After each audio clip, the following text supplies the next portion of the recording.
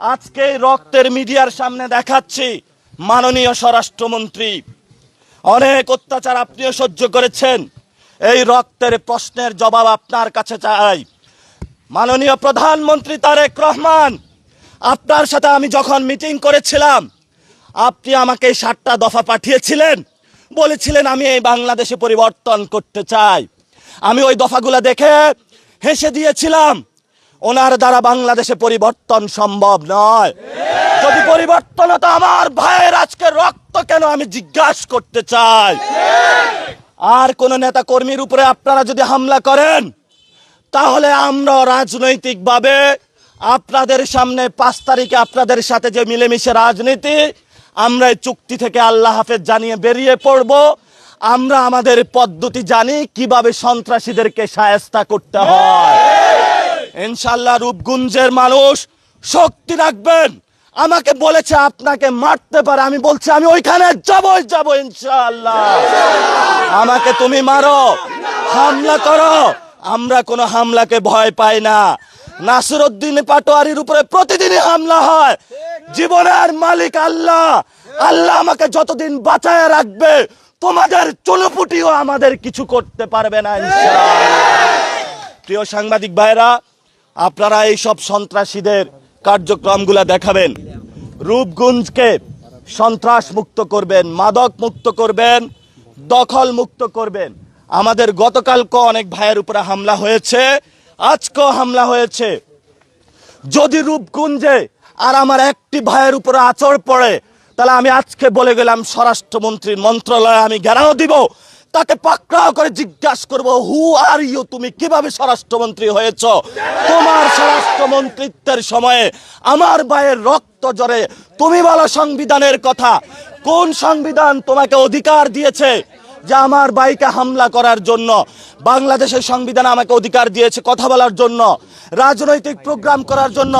সংবিধানের কথা বলে যদি তুমি আমার সমাবেশের অধিকার, রাজনৈতিক অধিকার, সামাজিক অধিকার কেড়ে নিতে চাও, তাহলে তুমি সংবিধান নামে হলো ভুয়া বাটপারি করছো। তুমি সংবিধান সম্পর্কে অজ্ঞ, তুমি সংবিধান সম্পর্কে জানো না। আমি রূপগঞ্জের আজকের যারা এসেছেন সবাইকে জানিয়ে যাচ্ছি, আমাদের আজাদির লড়াই চলবে, আমরা পিছপা হব না, আমরা ভয় পাও না কাউকে ইনশাআল্লাহ। এই যে দেখেন রক্তাক্ত করা হলো, তো এটা হলো কাপুরুষী চিত্রিত ইট। এই যে রাস্তায় দেখলাম একটা ছেলে ইট নিয়ে দাঁড়িয়ে আছে, পাটকেল নিয়ে দাঁড়িয়ে আছে। তোমাকে এগুলা বলেছে? একটু আগে নাকি রামদাও নিয়ে আসছে। এগুলা তো কোনো আসলে রাজনীতি না, এগুলা হলো ছাত্রলীগ, যুবলীগ, আওয়ামী লীগ করতো। আমি আল্লাহর রাস্তায় বিএনপিকে বলবো, এই সব সন্ত্রাসী কার্যক্রম পরিহার করুন। যদি কাজ না থাকে সীমান্ত পাহারা দেন, তারপরেও আপনাদের একটি কাজ হবে। তো আপনারা ভালো থাকবেন, দোয়া করবেন। রূপগঞ্জের মাটি হবে এনসিপির ঘাটে ইনশাআল্লাহ। এই রক্তের উপরে দাঁড়িয়ে এনসিপি প্রতিষ্ঠা হবে রূপগঞ্জে। যারা আমাদেরকে হেস্তনেস্ত করে, গুনার টাইম নাই বলে, সামনের আগামী নির্বাচনে, উপজেলা ইলেকশনে বিভিন্ন জায়গায় তাদের হাতে আপনারা লাল কার্ড ধরিয়ে দিবেন। এই যে ছাত্র দলের ভাইরা, আপনারা 15 তারিখ 14 আগস্ট রাতে আমি ছাত্র দলের প্রেসিডেন্ট সেক্রেটারিকে বললাম, যাও ধানমন্ডির এখানে যারা আওয়ামী লীগ আছে, তোমরা তাদেরকে ওইখানে হলো রাজনৈতিকভাবে হলো মোকাবেলা করো। একটু পরে দেখলাম 5-6টা মহিলাকে হলো রাস্তার মধ্যে শোয়ানো, আঘাত করে। আমি প্রেসিডেন্ট সেক্রেটারিকে জিজ্ঞাসা করলাম, আমি তো তোমাকে এই নির্দেশনা দেই নাই, তুমি এই কাজটা করলা কেন? কয় ভাই ধূপ ধাপ সব দিয়া হলো চলে আসছি। ধূপ ধাপ কোথায় দিতে হবে, কারে দিতে হবে, এই সেন্সটুকু যদি না থাকে, তোমাকে কে বলেছে রাজনীতি করতে? বাংলাদেশে আমাদের সীমান্ত এলাকায় আমরা এখানে নিরাপদ আছি, কিন্তু সীমান্তের মানুষগুলা অনিরাপদ আছে। সেখানে ভারত থেকে বিজেপি সরকার গেরুয়া পতাকা, শুধুমাত্র মুসলিম পরিচয় হওয়ার কারণে অবৈধ বাংলাদেশি পরিচয় দিয়ে সীমান্তে তারা 30 লক্ষ লোককে জড়ো করেছে বাংলাদেশে প্রবেশ করানোর জন্য।